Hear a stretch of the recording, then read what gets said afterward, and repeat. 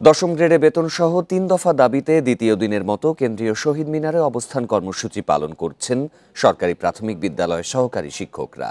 চলছে কর্মবিরতিও। কর্মসূচিতে রয়েছে 4টি শিক্ষক সংগঠনের মোর্চা, প্রাথমিক শিক্ষক দাবি বাস্তবায়ন পরিষদ। দশম গ্রেডে বেতন ছাড়া অন্য 2 দাবি হচ্ছে চাকরির 10 ও 16 বছরে উচ্চতর গ্রেড পাওয়া নিয়ে জটিলতা নিরসন এবং শতভাগ বিভাগীয় পদোন্নতি নিশ্চয়তা।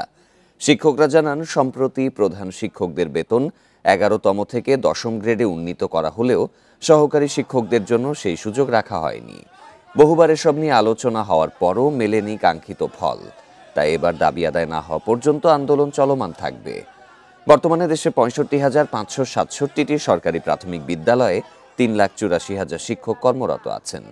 স্নাতক দ্বিতীয় বিভাগ সারা বাংলাদেশের সকল ডিপার্টমেন্টে যেখানে সমযোগ্যতা 10ম গ্রেড, আমরা সেই 10ম গ্রেড চাচ্ছি। সরকারকে, প্রশাসনকে জানিয়েছি, আমরা বহুবার এসেছি, কিন্তু আমাদের কোনো দাবি, আমাদের টেবিল টক হয়েছে, অনেক আশ্বাস দিয়েছে, কিন্তু বাস্তবায়ন হয়নি। নিজে সন্তুষ্ট থাকি, তাহলে আমার শ্রেণী পাঠদানের ক্ষেত্রে আমি আমার শিক্ষার্থীদেরকে জাতি গড়ার হিসেবে এগিয়ে নিয়ে যেতে পারবো। বিভিন্নভাবে আমরা অন্যান্য ডিপার্টমেন্টের তুলনায় বঞ্চিত, এবং সেই বঞ্চনা থেকে মুক্তি পাওয়ার জন্যই আমরা এই আন্দোলন কর্মসূচিতে এসেছি। আমরা যে আন্দোলন করছি এটা কখনো সরকারের বিরুদ্ধে আন্দোলন নয়। আমরা এই আন্দোলনটা করছি শান্তিপূর্ণ কর্মসূচি, সরকারের দৃষ্টি আকর্ষণ করার জন্য। এ নিয়ে আরও জানাতে ঢাকা ও বরিশাল থেকে যোগ দেবেন সহকর্মীরা। শুরুতেই ঢাকার কেন্দ্রীয় শহীদ মিনার থেকে যোগ দিচ্ছেন সহকর্মী আল আমিন হোসেন। আল আমিন, যে সকল সহকারী শিক্ষক প্রাথমিকের রয়েছেন, অবস্থান কর্মসূচি পালন করছেন 3 দফা দাবির ব্যাপারে এই মুহূর্তে তাদের কার্যক্রম কি রয়েছে? তারা মূলত কেন্দ্রীয় যে শহীদ মিনার, সেই শহীদ মিনারের দ্বিতীয় দিনের মতো লাগাতার যে অবস্থান কর্মসূচি এবং প্রাথমিক বিদ্যালয়গুলো যেগুলো রয়েছে সেগুলোতে কর্মবিরতি পালন করছেন। আপনি দিচ্ছেন এখানে তারা যেটি বলছেন যে তাদের যে কেউ 30 বছর চাকরি করেছেন, কিন্তু তারপরও তারা সহকারী প্রধান শিক্ষক হিসাবেই অবসরে যাচ্ছেন। অতএব এই বিষয়টি তারা সরকারকে অনুরোধ জানিয়েছেন এই বিষয়টিকে ভেবে তাদের যে গ্রেড, সেই গ্রেড পরিবর্তনে তারা 3টি দাবি করেছেন। তার মধ্যে একটি হচ্ছে 10ম গ্রেড, দ্বিতীয়টা হচ্ছে 10 এবং 16 বছরের মধ্যে যারা চাকরি বয়স হয়েছে তাদেরকে সিলেকশন পদোন্নতি এবং শতভাগ যে বিভাগীয় পদোন্নতি, সেটির সঙ্গে তারা এই দাবিতে তারা অবস্থান কর্মসূচি পালন করছেন।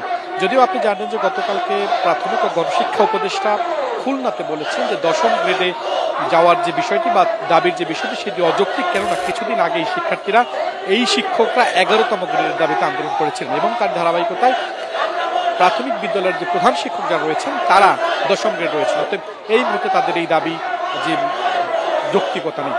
এই প্রশ্ন আমরা এখানকার শিক্ষক সমিতির যারা নেতা রয়েছেন তাদের কাছে করেছিলাম। তারা এই দাবিতে প্রধান উপদেষ্টার পদ, যে প্রাথমিক গণশিক্ষা উপদেষ্টার পদত্যাগ দাবি করেছিল এবং প্রধান উপদেষ্টাকে আহ্বান জানিয়েছেন তাদের সঙ্গে আলোচনায় করার একটি দাবি তারা তাদের পক্ষ থেকে জানানো হয়েছে। পাশাপাশি তারা বলেছেন যে গতকালকে থেকে প্রায় 200 গত শিক্ষক যে পুলিশের যে হামলা, সেই হামলায় তারা আহত হয়েছেন এবং তারা দাবি জানিয়েছেন যে পুলিশ আজ শিক্ষকদের পক্ষ থেকে যদি লাঠিপেটা বা ইটকাঠি নিক্ষেপ করা হয়েছে তার যদি কোনো ভিডিও ফুটেজ দেখাতে পারে তাহলে সেই শিক্ষকদের বিরুদ্ধে তারা ব্যবস্থা নেওয়ার দাবি তারা জানিয়েছেন। তারা বলেছেন যে তাদের এই আন্দোলনকে ঘিরে এখন পর্যন্ত 5 জন সহকর্মীকে গ্রেপ্তার করা হয়েছে। তারা শাহবাগ থানায় রয়েছেন। যদিও পুলিশের পক্ষ থেকে, বিশেষ করে ঢাকা মেট্রোপলিটন পুলিশের পক্ষ থেকে গতকাল একটি বিবৃতি দেওয়া হয়েছে এবং সেখানে জানানো হয়েছে যে এখন পর্যন্ত এই ঘটনায় কোনো শিক্ষককে তারা আটক কিংবা গ্রেপ্তার করেন নাই। জানতে চেয়েছিলাম এই আন্দোলন কেন? আপনি তো এই আন্দোলনে এই গ্রেড জেনে এখানে এসেছেন, অর্থাৎ আপনি যখন চাকরিতে জয়েন করেছেন তখন তো এই গ্রেড জেনে এসেছেন, তাহলে এখন আন্দোলন কেন? তারা যেটি বলেছেন যে তখনকার সময়ের যারা শিক্ষকরা এখানে জয়েন করতেন তাদের বেশিরভাগই মাধ্যমিক, উচ্চ মাধ্যমিক পাস ছিলেন। এখন এখানে অনার্স পাস এবং মাস্টার্স যারা পাস করছেন তারা শিক্ষক পেশে আসছেন। অতএব তাদেরকে গ্রেডের যে বিষয়টি, সেই 10ম গ্রেডে তাদের বাস্তবায়ন করতেই হবে।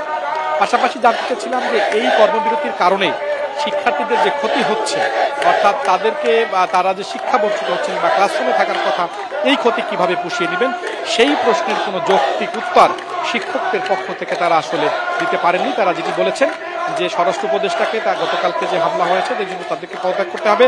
পাশাপাশি প্রাথমিক গণশিক্ষা উপদেষ্টা অধ্যাপক বিধান রঞ্জন পোদ্দার, তাকেও তারা পদত্যাগের একটি দাবি তারা এখান থেকে করেছেন। তারা যেটি বলেছেন গতকালকে থেকে এখন পর্যন্ত এই শিক্ষকদের সঙ্গে সরকারের পক্ষ থেকে কোনো যোগাযোগ করা হয়নি কিংবা তাদের সাথে আলোচনারও এখন পর্যন্ত কোনো দাবি বিশেষ করে সরকারের কোনো প্রতিনিধি কিংবা নীতি নির্ধারণী পর্যায়ে যারা রয়েছেন তারা আসলে করেননি। তারই ধারাবাহিকতা দ্বিতীয় দিনের মতো তাদের এই যে লাগাতার অবস্থান কর্মসূচি সেটি তারা পালন করছেন এবং এটি তারা দেশব্যাপী পালন করবেন। তারা যেটি বলছেন, যতক্ষণ না পর্যন্ত এই 10ম গ্রেড বাস্তবায়ন সহ 3টি দফা দাবি তাদের পূর্ণ না হবে ততক্ষণ পর্যন্ত তারা আসলে এখানে আন্দোলন চালিয়ে যাবেন। এখানে বাংলাদেশের বিভিন্ন শিক্ষা প্রতিষ্ঠান থেকে বিশেষ করে প্রাথমিক শিক্ষকদের যেই সংগঠন রয়েছে অন্তত 4টি, সেই 4টি সংগঠনের শিক্ষকরা এখানে এসেছেন। আপনি জানেন যে সারা বাংলাদেশে অন্তত বিভিন্ন জেলা উপজেলা থেকে যে সমস্ত শিক্ষকরা তাদের এই 4টি যে সংগঠন, সেই 4টি সংগঠন নেতৃত্বে এখানে তারা এসে আন্দোলন কর্মসূচি পালন করছেন এবং যারা আহত হয়েছেন, বিশেষ করে 200 জন শিক্ষক আহত হয়েছেন এরকম একটা দাবি তারা করেছেন এবং সেই শিক্ষকদের চিকিৎসার দাবি তারা জানিয়েছেন। আপনি জানেন দেশে প্রায় 65,567টি সরকারি প্রাথমিক বিদ্যালয়ে বর্তমানে 3,84,000 শিক্ষক কর্মরত আছেন এবং তাদের এই সবারই একটাই দাবি, যেহেতু অন্যান্য বিভাগ যেগুলো রয়েছে সেই বিভাগগুলোতে এই একই পদে যারা চাকরি করেন তাদের কিংবা একই যোগ্যতায় যারা চাকরি করেন তারা যখন 10ম গ্রেডে রয়েছেন, হয়তো শিক্ষকরা কেন 10ম গ্রেডে নন। আমরা নানান বিষয় প্রশ্ন করেছিলাম আন্দোলনের যৌক্তিকতা নিয়ে, কতটুকু যৌক্তিক। আগে তারা কিছুদিন আগে এখানে আন্দোলন করেছিলেন, সেই আন্দোলনে তারা 11তম গ্রেড চেয়েছিলেন, এখন 10তম কেন? এই প্রশ্নের যৌক্তিক উত্তর শিক্ষকদের কাছ থেকে আমরা পাইনি। পাশাপাশি শিক্ষকদের কাছে জানতে চেয়েছিলাম যে এই গ্রেড যে বৈষম্যের কথা আপনারা বলছেন এবং এটি যেহেতু লক পোস্ট অর্থাৎ ব্লক পোস্ট সহকারী শিক্ষক হিসেবে যারা জয়েন করেন তারা সহকারী শিক্ষক হিসেবেই তাদের যে অবসরে চলে যান, এটা জেনে আপনি এই পেশায় এসেছেন, এখন কেন আন্দোলন করেছেন? এই প্রশ্নের যৌক্তিক উত্তর তাদের পক্ষ থেকে দেওয়া হয়নি। তাদের কাছে প্রশ্ন ছিল সরকারি চাকরির যে আচরণ বিধিমালা আছে সেই আচরণ বিধিমালা অনুযায়ী তারা আন্দোলন করতে পারে কিনা সরকারের বিপক্ষে। তারা সেটির উত্তরে যেটি বলেছেন, সরকার তাদেরকে বাধ্য করেছেন এবং বাধ্য হয়েই তারা মূলত রাজপথে এসে সেই অবস্থান কর্মসূচি পালন করেছেন। কবে নাগাদ তারা শিক্ষার্থীরা শিক্ষকরা ক্লাসে ফিরে যাবেন সে বিষয়ে সুস্পষ্ট কোনো বক্তব্য এখন তাদের কাছে নেই। আবারও প্রশ্ন ছিল যে শিক্ষার্থীদের যে ক্ষতি হচ্ছে সেই ক্ষতি কিভাবে প্রশমন নিবেন আপনারা, তারও কোনো যৌক্তিক উত্তর এই শিক্ষকরা দিতে পারেননি। আল-আমিন আমাদের সাথেই থাকবেন। এবারে বরিশালের পরিস্থিতি জানাতে যোগ দিচ্ছেন সহকর্মী আল-আমিন।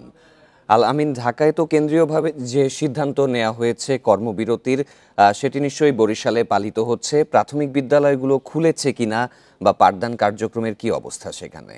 জি, আসলে কেন্দ্র ঘোষিত যে তাদের যে কর্মবিরতি, সেই কর্মবিরতি কিন্তু বরিশালেও পালিত হচ্ছে এবং সকাল থেকে কিন্তু আসলে যেহেতু এই কর্মবিরতির ঘোষণাটি গতকাল রাত থেকে এসেছে এবং সেখানে আমরা দেখেছি সকাল 9টার দিকে কিন্তু আসলে প্রাথমিক বিদ্যালয়ের যে ক্লাসগুলো রয়েছে সেগুলো কিন্তু শুরু হয়। সেটি কিন্তু আসলে বরিশালের যে প্রাইমারি স্কুলগুলো রয়েছে সেখানে কিন্তু সকাল থেকে আমরা দেখেছি যে শিক্ষার্থীরা এখানে এসেছিলেন। যেহেতু এই শিক্ষার্থীদের সাথে প্রত্যেকটি শিক্ষার্থীর সাথেই কিন্তু অভিভাবকরা চলে আসেন স্কুলে এবং যেহেতু তাদের একটি নিরাপত্তার বিষয় থাকে সেই বিষয়টির মাথায় রেখে কিন্তু তারা শিক্ষার্থীরা অভিভাবকদের সাথে আসেন। সেই শিক্ষার্থীরা কিন্তু এখানে আমরা দেখেছি ক্লাস সকাল 10টা পর্যন্ত তারা এখানে ছিলেন এবং 10টা পর্যন্ত থাকার পরে যখন তারা জানতে পারেন যে আসলে শিক্ষকরা কর্মবিরতিতে রয়েছেন তখন কিন্তু আসলে শিক্ষার্থীদের যারা অভিভাবক রয়েছে তারা কিন্তু শিক্ষার্থীদের এখান থেকে নিয়ে চলে যান। আমরা যখন অভিভাবকদের সাথে কথা বলেছিলাম তারা যেটি বলছেন যে যেহেতু প্রাক প্রাথমিক থেকে শুরু করে 5ম শ্রেণী পর্যন্ত শিক্ষার্থীরা এই প্রাইমারি স্কুলে অধ্যয়নরত রয়েছে, সেই জায়গা থেকে তাদের নিরাপত্তার কথা চিন্তা করে তারা শিক্ষার্থীদের বাড়িতে নিয়ে গেছেন এবং তারা যেটি বলছেন যে আসলে কবে নাগাদ এই কর্মবিরতি প্রত্যাহার হবে সেই বিষয়টি কিন্তু তারা জানেন না এবং নির্দিষ্ট করে তাদেরকে বলা হয়নি। আমরা বিদ্যালয়ে এসেছিলাম এবং এখানে আমরা যেটি দেখছি যে আসলে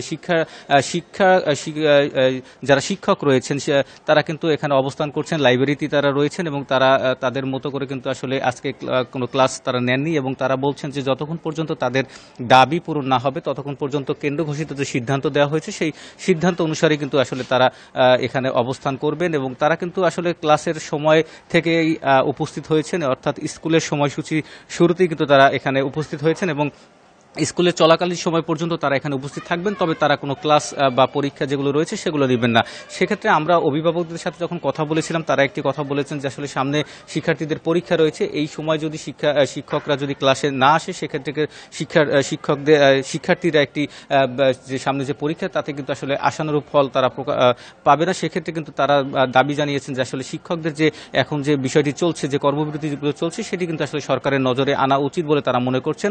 আমরা যখন যারা কর্মবিরতিতে রয়েছেন তাই প্রাথমিক বিদ্যালয়ে শিক্ষকদের কর্মবিরতির খবর জানাচ্ছিলেন সহকর্মী।